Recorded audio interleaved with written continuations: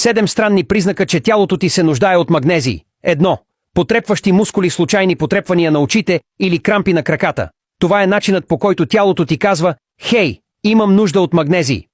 Той помага на мускулите ти да се отпуснат, а без него те започват да се държат странно. 2. Постоянно главоболие. Ако постоянно получаваш мигрена или главоболие от напрежение, магнезият помага да се отпуснат кръвоносните ти съдове и да се успокоят нервите ти.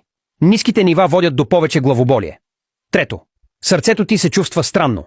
Случвало ли ти се сърцето ти да прескача удари или да бие ускорено без причина? Магнезият поддържа сърдечният ти ритъм стабилен. Ако нивата му са ниски, нещата могат да излязат от синхрон. 4. Постоянна умора. Чувстваш се уморен без значение колко спиш.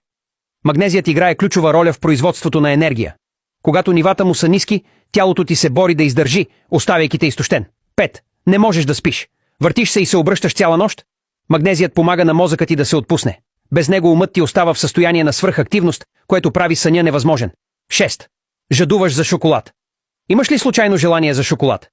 Тъмният шоколад е с високо съдържание на магнезий, така че тялото ти може да ти подсказва от какво се нуждае. Вслушай се в тези желания. 7. Изтръпване или мравучкане. Усещаш ли иглички в ръцете или краката си?